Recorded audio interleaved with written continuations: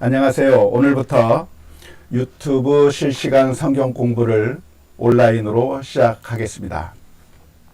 전 세계에 있는 여러분들에게 인사를 드리고요. 예수비전교회 성도님들에게도 인사를 드리고요. 또 멀리 떨어져 있는 세계 선교를 하고 있는 분들도 아무튼 전 세계에서 이 방송을 보면서 함께 참여하실 수가 있겠습니다. 오늘부터 우리 성도들이 신앙생활에 있어서 기초 그리고 한 단계 업그레이드 할 수 있는 그런 성경 공부를 시작해 보려고 합니다. 수년 동안 신앙생활을 했는데 많은 시간을 우리가 신앙생활을 해왔는데 어떻게 보면 우리들의 신앙이 늘 제자리 걸음인 것 같고 신앙이 발전하지 않는 이유가 무엇일까요? 제 생각에는 그것이 우리가 체계적인 신앙적인 훈련을 받지 않아서 그렇다고 생각을 합니다. 설교만 듣고 그래서 좀 너무나도 단편적인 그런 신앙생활을 해오지 않았을까 싶은데요. 그래서 아무래도 우리들의 신앙을 좀 더 업그레이드 시킬 수 있는 탄탄한 기초를 좀 세워나갔으면 좋겠다고 싶어서 유튜브 성경 공부를 실시하게 되었습니다. 그래서 매주 화요일 날 11시에 여러분들을 만나 뵈려고 하고 있고요. 전주 예수비전교회에 오신다고 한다면 매주일 오후 2시에도 성경 공부가 같은 내용으로 진행이 되겠습니다. 그래서 온라인으로 참여하실 수도 있겠고 교회에 오셔서 참여하실 수도 있겠습니다. 먼저 시즌 1을 시작하게 됐습니다. 시즌 1의 시작은 우리가 이 교재를 가지고 시작하려고 합니다.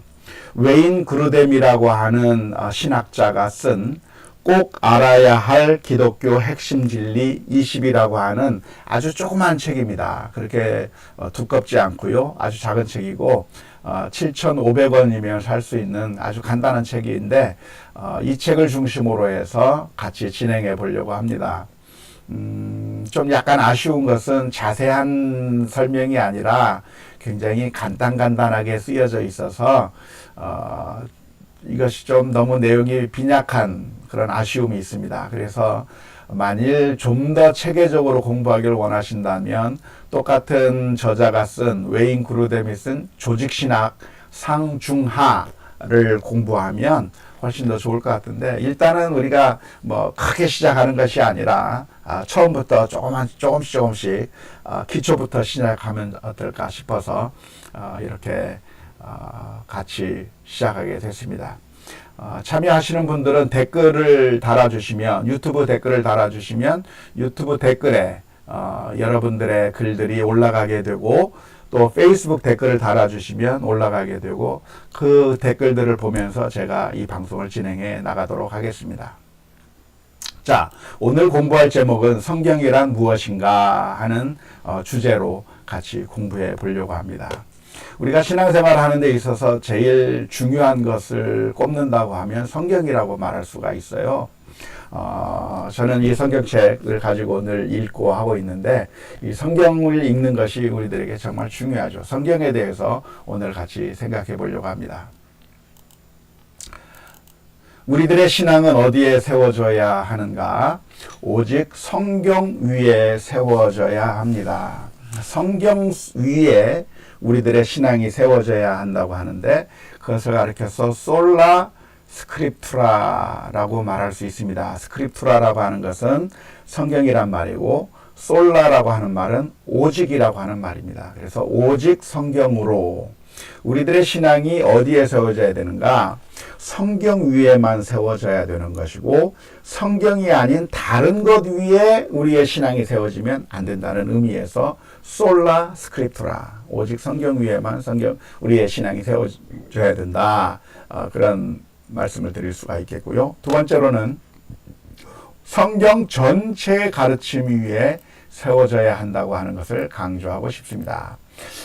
성경 위에 세워져야 하긴 하는데 성경의 한 일부분 위에 우리의 신앙이 세워지면 안 되겠고요. 성경 전체의 가르침 위에 세워져야 합니다.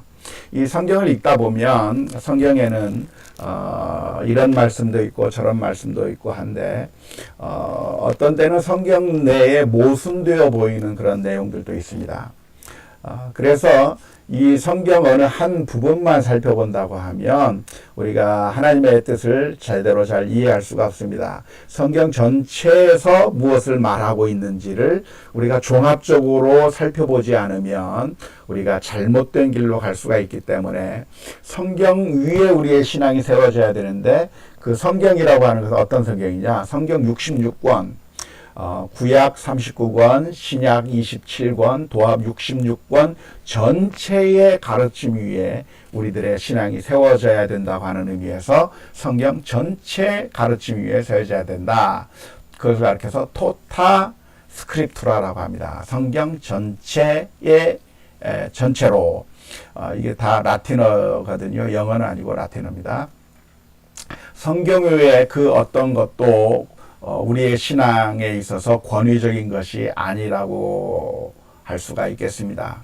성경이 아닌 다른 모든 것, 그것은 우리에게 권위 있게 들려질 수 있는 말씀이 아닙니다.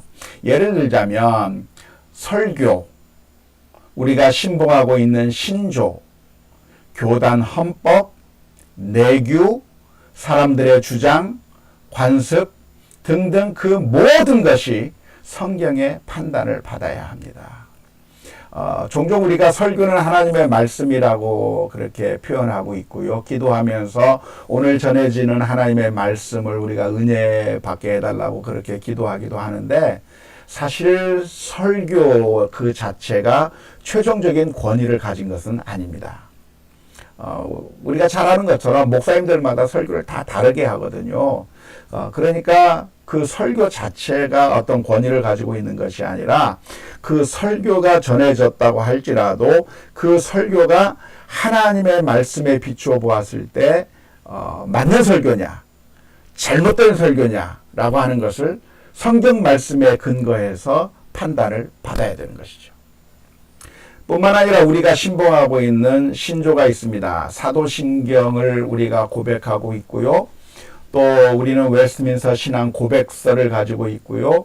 대요리문답, 소요리문답 뭐 이런 것들을 가지고 있고 또 우리 교단의 12신조라고 하는 것들이 있는데요. 그러한 그런 신조들도 성경을 잘 요약해 놓은 것이고 성경을 잘 풀이해 놓은 것이라고 우리 모두가 다 인정하고 있지만 그럼에도 불구하고 우리가 믿고 신봉하고 있는 그 신조 자체가 최고의 권위를 가지는 것은 아닙니다. 성경이 최고의 권위를 가지는 것이고 그 성경 말씀에 의거해서 우리가 신봉하는 신조들도 다 판단을 받아야 된다고 하는 것이죠. 교단 헌법도 마찬가지고요. 내규도 마찬가지고 사람들의 주장이나 지금까지 우리가 늘 해오던 관습들도 우리의 신앙의 최고의 권위를 가지고 있는 것이 아니라 오직 성경만이 최고의 권위를 가지는 것이고 이 모든 것들은 다 그 판단을 받아야 한다는 점에 있어서 성경이 최고의 권위를 가진 것이라고 말씀드릴 수가 있겠습니다. 더 나아가서 우리가 신앙생활 하다 보면 꿈을 꾸거나 환상, 하나님의 음성을 듣거나 또 어떤 사람이 죽었다가 살아나서 천국을 다녀왔다고 하기도 하고 지옥을 보았다고 그렇게 말하는 사람들이 있는데요. 그런 천국의 경험, 지옥의 경험 또는 기도하는 가운데 입신의 경험 등등 그러한 것들을 우리 주변에서 많이 볼 수가 있습니다. 내가 천국에 갔더니 뭐 어땠더라, 내가 지옥에 갔더니 어땠더라, 내가 기도하는 가운데 환상을 받고 내가 꿈을 꾸었고 하는 그런 이야기들이 우리 주변에 정말 많습니다. 그런데 그 모든 것들이 우리들의 신앙을 세워나가는 그 근거가 될 수가 없습니다. 물론 오늘날에도 하나님께서는 우리들에게 말씀하시려고 한다면 말씀하실 수가 있겠고 하나님께서 음성을 들려주시기 원하신다면 음성을 들려주실 수가 있습니다. 그것을 부인하고 싶지는 않습니다. 하나님께서 세미한 음성으로 우리들에게 말씀해 주실 수도 있습니다. 문제는 그것이 정말 하나님의 말씀인가, 정말 하나님의 음성인가 100% 확신할 수 있는 객관적 근거가 없다고 하는 데 있습니다. 성경 말씀은 우리들에게 객관적으로 확실하게 이것이 하나님의 말씀이라고 하는 그 근거가 있지만, 우리가 그것을 충분히 이해할 수 있지만, 그러나 우리가 꾸는 꿈, 우리가 보는 환상, 음성, 기도하다가 어떤 체험, 천국에 경험하는 그런 경험, 지옥의 경험, 입신 경험 등등 그 모든 것들이 우리들의 신앙을 세워져 나가야 할 근거가 되지 않고 항상 하나님의 말씀인 성경의 근거를 판단을 받아야 되고, 그 모든 것들을 다 성경 말씀에 따라서 재단을 받아야 되는 것이지, 판단을 받아야 되는 것이지, 우리의 경험이나 우리의 듣는 환상이나 그 모든 것들이 최고의 권위를 가지는 것은 아니다라고 하는 것을 이해하시면 좋겠습니다. 그러면 성경이 하나님의 말씀이라고 할 때 어디까지가 하나님의 말씀인가? 성경 전체가 하나님의 말씀입니다. 디모데후서 3장 16절에서는 모든 성경은 하나님의 감동으로 된 것으로 교훈과 책망과 바르게 함과 의로 교육하기에 유익하다고 말씀하고 있습니다. 즉 신구약 성경 전체가, 모든 성경이 하나님의 말씀이라고 하는 것을 이해해야 되는 것이고요. 성경을 믿지 않는 것은 하나님의 말씀을 따르지 않는 것이라고 할 수가 있겠습니다. 모든 성경이 무엇인가요? 구약 39권, 신약 27권, 도합 66권이 성경이라고 할 수가 있겠습니다.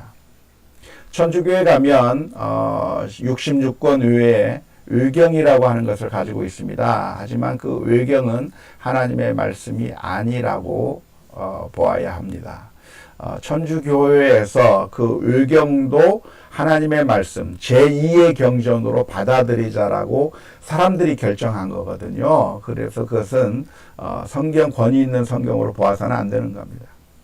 몰몬교에서는 몰몬경이라고 하는 것을 가지고 있고요. 또 통일교에서는 원리강론이라고 하는 것을 가지고 있고요.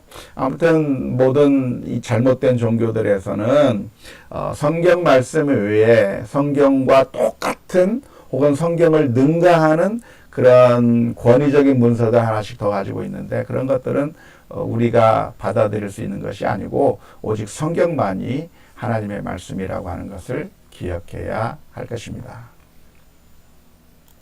자, 성경은 그러면 어떻게 기록이 됐을까요? 성경은 어떻게 우리들에게 오게 되었을까요?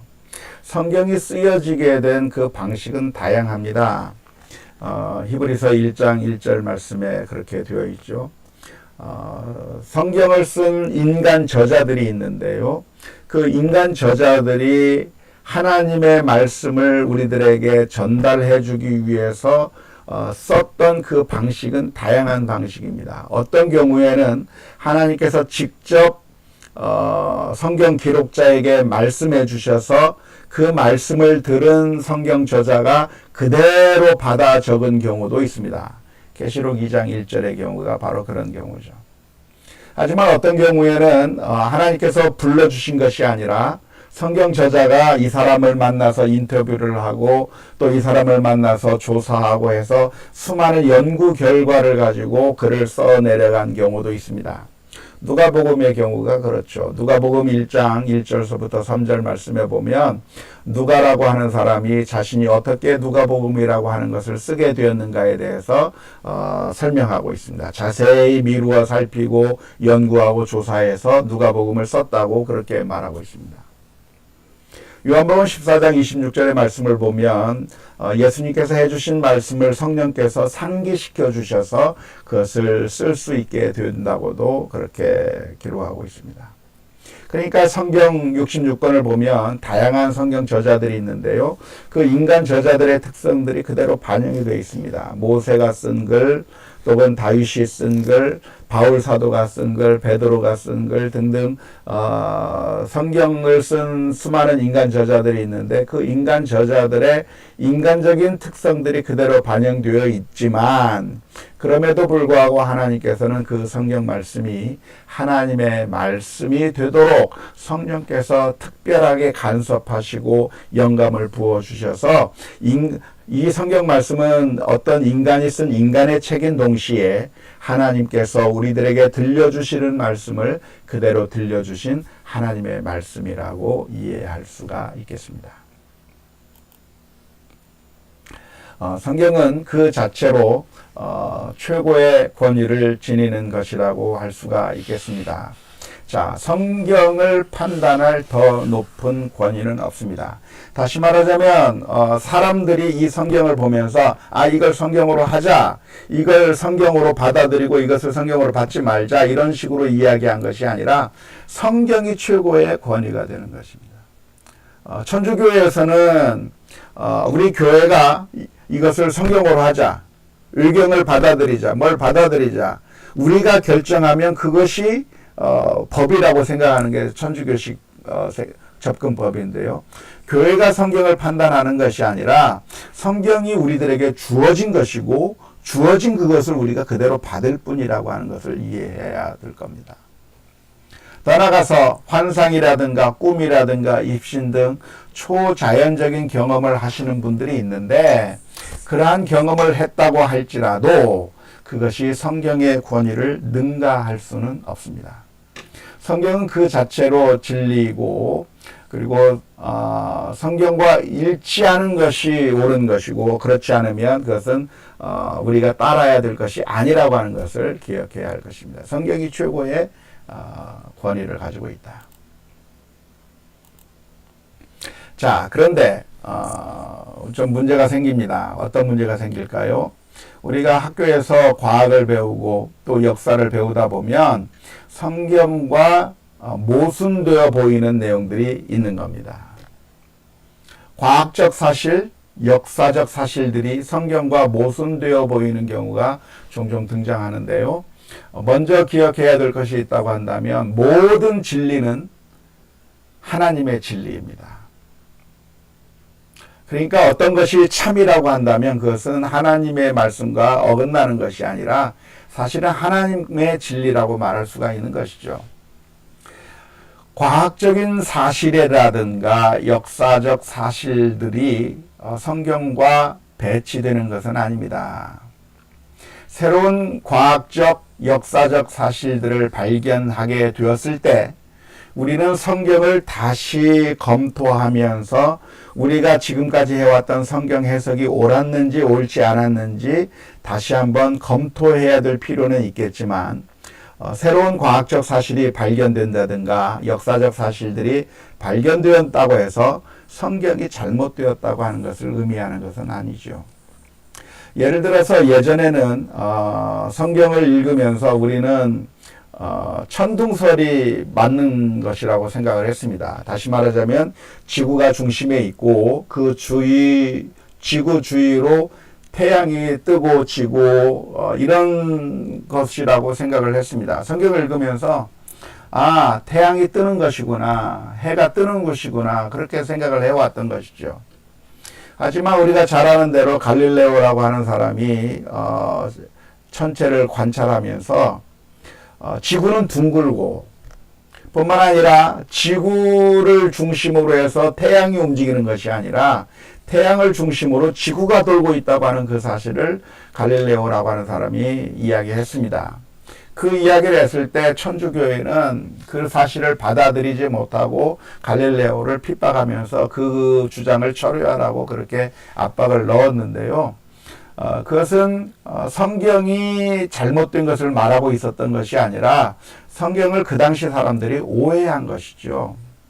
성경은 절대로 천동설을 말하고 있지 않음에도 불구하고 성경이 천동설을 말하고 있는 것이라고 착각하고 그게 진리인 줄 착각했던 것이죠. 성경에 써 있는 것은 평범한 일상의 언어로 기록되어 있습니다.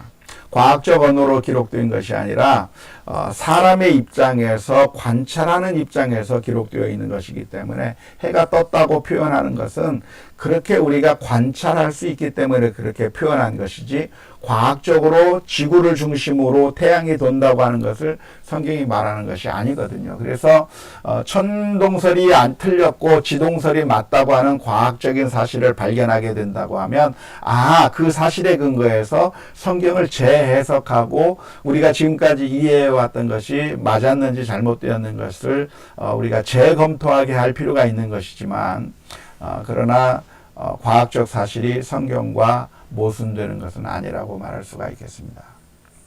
요즘에는 진화론이라고 하는 것이 나왔고 또 우주의 기원에 대해서 빅뱅 설들이 나왔는데 물론 이런 것들도 우리가 검토를 좀 해봐야 됩니다.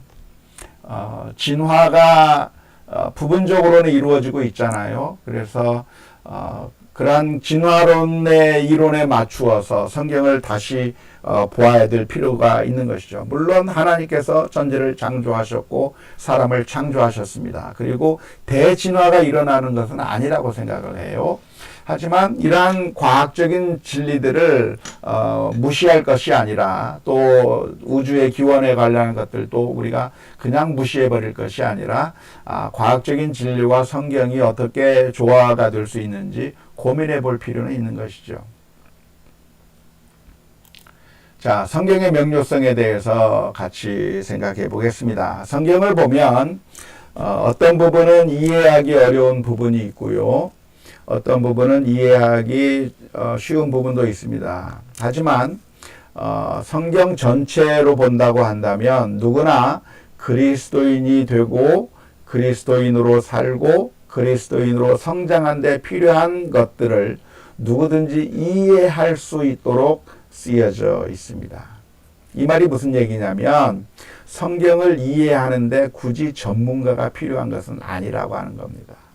성경 박사가 필요한 것도 아니고 성직자가 필요한 것도 아니고 누구든지 정상적인 사고를 할 수 있고 그냥 평범하게 어떤 책을 읽고 이해할 수 있다고 한다면 성경을 읽고 누구든지 그리스도인이 되고 성경 말씀대로 살고 성장하는데 아무 문제가 없이 아주 쉬운 언어로 쓰여졌다고 하는 것이 성경의 명료성이라고 할 수가 있겠습니다. 물론 전문가가 있으면 좋겠죠. 성경을 좀 더 연구한 박사든지 목회자들이 성경을 좀 더 쉽게 풀이해 주면 이해하는 데는 더 도움이 되겠지만 굳이 필요한 것은 아니고 누구든지 성경 말씀을 읽으면서 충분히 그 영적인 유익을 누릴 수가 있습니다. 하지만 아무나 깨달을 수 있는 것은 아니고요. 하나님의 일은 영적으로라야 분별할 수 있다고 하고 있죠. 그래서 말씀에 대한 이해는 지적 능력의 결과가 아니라 영적인 상태에 따른 것이기 때문에 아무리 똑똑해도 영적으로 어두워져 있다고 한다면 그 말씀을 마음으로 받아들이지 못하게 될 것입니다. 하지만 내가 영적으로 깨어 있다고 한다면 성령님의 인도하심을 받을 수만 있다고 한다면 평범한 지식을 가지고 있다고 하면 충분히 성경을 이해하는데 어려움이 없습니다. 누구든지 성경 말씀을 읽으시면 되겠습니다. 완악한 심령을 가지거나 우둔한 마음 때문에 깨닫지 못할 수는 있겠고 깨닫게 되기까지 시간이 걸릴 수도 있겠고 서로 다르게 이해할 수도 있겠지만 그러나 내 생각이 절대적이라고 하는 교만을 내려놓고 다른 사람들의 해석에 귀를 기울이면서 하나님의 말씀을 열린 마음으로 받아들일 수 있다고 한다면 충분히 성경 말씀을 이해할 수가 있습니다. 성경의 필요성에 대해서 말씀드리겠습니다. 하나님을 알만한 것들이 이미 여러 가지 방법으로 존재합니다. 예를 들어서 하나님께서는 그 자신을 드러내기를 원하셨기 때문에 양심의 법칙에 이미 하나님에 대한 존재를 알 수 있을 만한 것이 우리들의 양심에 심겨져 있습니다. 자연의 법칙이라든가 우리 주변의 것들을 보면 하나님을 엿볼 수 있는 것들이 충분히 있습니다. 하지만 내가 크리스찬이 되고 살고 성장하는 데 필요한 것은 오직 성경뿐입니다. 성경이 없이는 우리가 어떻게 구원받는지에 대해서 알 수가 없습니다. 디모데후서 3장 15절 말씀에서는 이렇게 기록합니다. 또 어려서부터 성경을 알았나니 성경은 능히 너로 하여금 그리스도 예수 안에 있는 믿음으로 말미암아 구원에 이르는 지혜가 있게 하느니라 라고 했습니다. 그래서 성경이 우리들이 신앙생활해 나가는데 구원하는데 절대적으로 필요하다는 것을 이해할 필요가 있겠습니다. 성경의 충분성에 대해서 말씀하겠는데요. 우리가 신앙생활할 때 필요한 모든 것이 성경에 다 들어 있습니다. 그러니까 신앙생활함에 있어서 성경으로 충분하고 다른 것에 의존할 필요는 없겠습니다. 다른 것들은 틀릴 수가 있겠고 성경과 똑같은 권위를 가지는 것도 아니기 때문에 이 성경 말씀에 의존해서 우리가 신앙생활을 해야 되겠고요. 항상 성경 말씀을 묵상하면서 다시 생각해보고 또 생각해볼 필요가 있겠습니다. 우리의 전통을 최고의 기준으로 삼을 것도 아니고 하나님의 말씀 앞에서 모든 것들을 다 겸손하게 내려놓고 바라보아야 할 것입니다. 그래서 오늘 강의의 결론은 무엇입니까? 오늘 강의의 결론은 성경 말씀만이 유일한 그리고 최고의 신앙의 그 권위를 가지고 있는 것이다.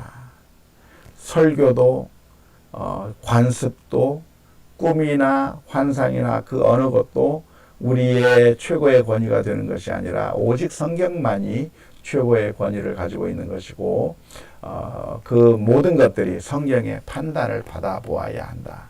그래서 우리는 항상 성경 말씀을 묵상하고 그 말씀에 따라야 된다는 것이죠.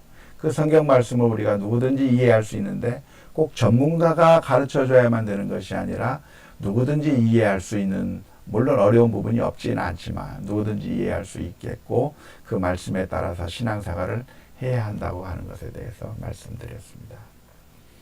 안타깝게도 우리 주변에는 성경 말씀이 아닌 것이 우리의 신앙생활에 크게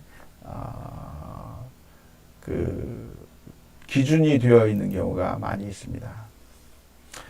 어떤 목사님이 이야기를 하고 어떤 서적에 이런 이야기가 있고 그런 이야기들을 많이 들으면서 신앙생활이라고 하는 것이 성경의 가르침에 의한 것이 아니라 이 세상 사람들이 하는 말에 따라서 우리가 신앙생활을 할 때가 참 많이 있습니다. 특히 이방 종교, 불교나 다른 종교에서 말하고 있는 것들이 마치 그것이 우리들의 기준인 양 그런 것에 따라서 신앙생활하는 경우가 많이 있는데요. 우리가 성경 말씀을 깊이 묵상해 볼 필요가 있습니다. 그래서 이 책이요, 꼭 알아야 할 기독교 핵심 진리 20이라고 하는 이 책이 성경 말씀을 좀 잘 요약한 책이기 때문에 우리가 이 책을 공부하면서 좀 더 확실하게 신앙생활을 같이 해나갔으면 좋겠습니다. 감사합니다. 다음 주 11시에, 화요일날 11시에 두 번째 시간으로 만나보도록 하겠고요. 실제 현장에 와서 예배를 드리고 실제 현장에서 성경 공부하기 원하시는 분은 매주일 오후 2시에 전주 예수비전교회에서 강의를 들을 수가 있겠습니다. 감사합니다.